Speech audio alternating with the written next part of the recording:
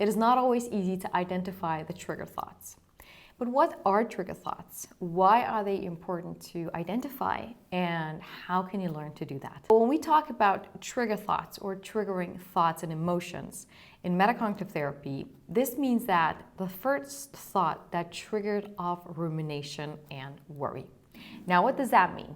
So rumination and worry are prolonged thinking styles. It's a form of analysis and going over things and dwelling on things for long periods of time that has shown to impact our mood in a negative way.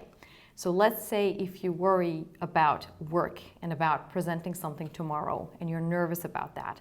If you worry about all the possible ways you can fail and how things can go wrong, well, you're engaging in worrying. And if you continue doing that, you are going to feel anxious and nervous and stressed and unable to concentrate. And according to research, worrying does lead to anxiety. And when it comes to generalized anxiety disorder, worrying is what starts and maintains generalized anxiety disorder. Rumination means dwelling on things, analyzing things in order to try to understand what's going on and maybe find out the reasons for why you feel the way you do. Rumination leads to feeling sad, low, and even more hopeless.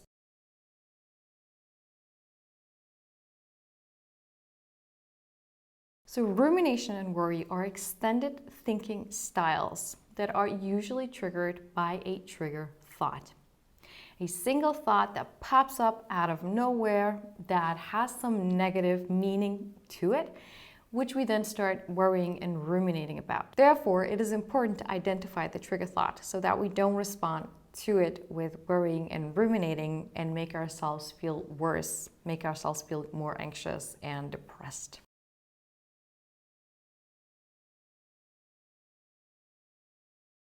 A trigger thought is either a verbal thought that we hear inside our minds or an image of something. Usually a trigger thought just pops up out of nowhere, or maybe it's triggered by the situation that we're in. For example, if we're in a situation with someone that we don't like or we feel uncomfortable around, that may trigger a trigger thought like, this is uncomfortable, I don't like this. Sometimes triggers can also be emotions or physical sensations. Let's say if someone is feeling down and low, they may notice feeling down and low before they notice a trigger thought. So let's say someone is depressed and they wake up in the morning and they notice how tired and how sad and low they feel. These emotions act as triggers, and that person starts to ruminate about why they feel the way they do. Maybe it can go like this. Why am I feeling so low and tired? Did I do something yesterday that led to that? Maybe I should stay in bed and rest more. I don't have the energy to get on with my day. What is the point anyway? I'm not feeling any better. What if I never improve? When someone struggles with anxiety, their trigger emotions may be they notice their heartbeat fasten, or they notice that they feel anxious or stressed and restless. Maybe they feel dizzy or tired. These emotions may trigger them to start worrying. It can go like this. Is there something wrong with me? I'm feeling anxious. Is there an anxiety attack on the way?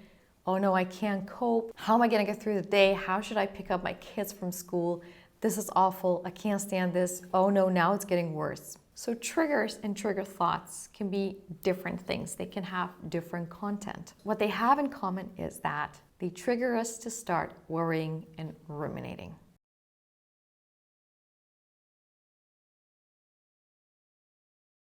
When we worry and ruminate about our triggered thoughts and trigger emotions, that's a sign that we don't have a relaxed relationship with these thoughts and emotions. We take them very seriously. So if a thought pops up, oh no, what if I feel panicky later? We take that thought seriously, and that's why we start worrying about it. But in order to avoid getting trapped in an anxiety cycle or rumination and depression cycle, it is important to interrupt worrying and rumination. And the best way to do that is to identify the thought, develop a relaxed relationship with that thought so that we don't respond to them with worrying and with rumination.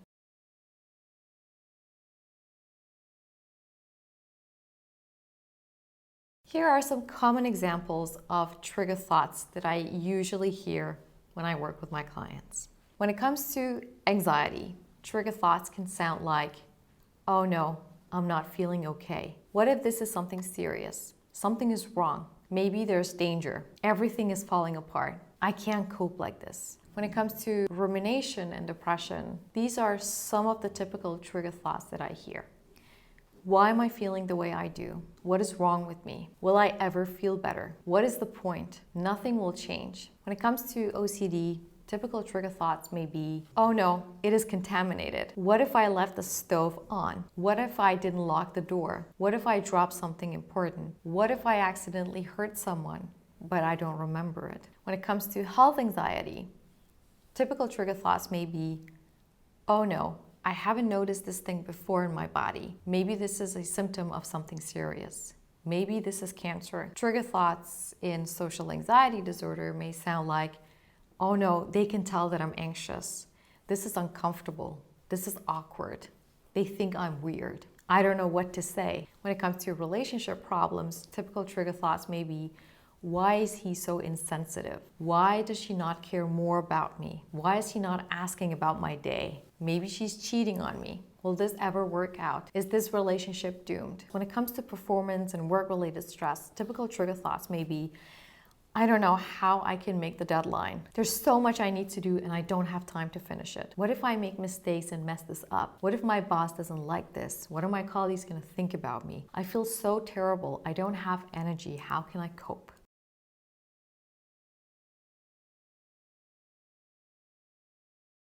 As you can hear from these examples, the content of trigger thoughts varies a lot. It doesn't really matter what the content of the trigger thought is. The only important thing is, how do you choose to respond to that trigger thought? And that is a very healthy approach, because research has found out that trigger thoughts, or negative thoughts in general, are very brief. Even when they come up and they feel very intrusive and they feel very awful, if we decide not to respond to them with worrying and rumination or getting into a dialogue or a conversation with that thought, usually these thoughts dissolve on their own.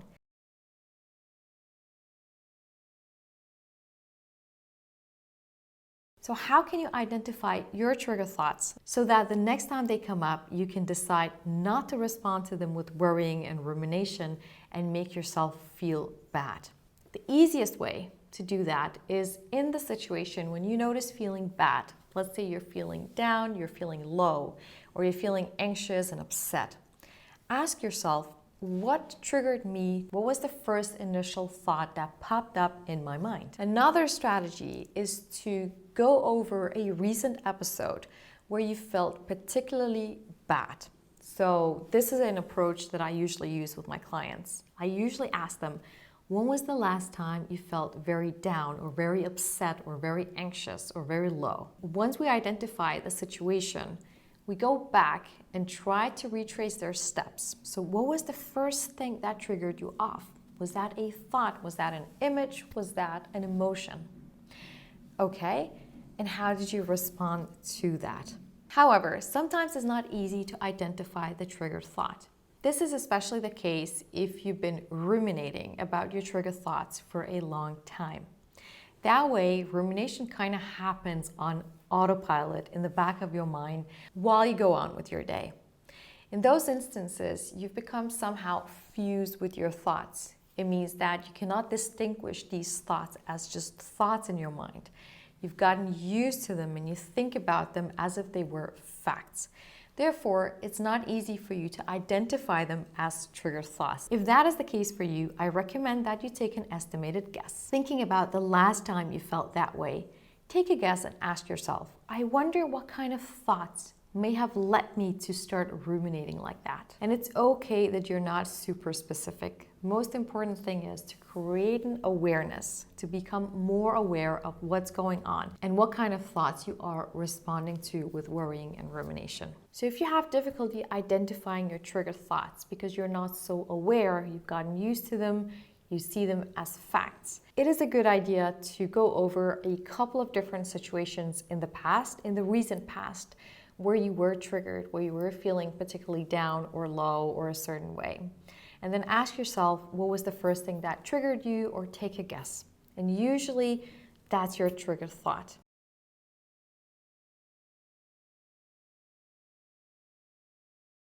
Now, some of my clients tell me that they cannot identify a thought. There are no thoughts. I just noticed an emotion. If your trigger is an emotion or a physical symptom, like feeling stressed or feeling sad, that's fine. That's your trigger.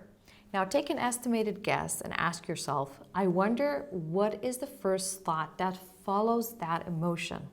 Am I thinking, yes, I'm feeling sad, this is great? Or might you be thinking, oh no, this is terrible, how can I get out of this? I shouldn't be feeling that way. And that is your trigger thought.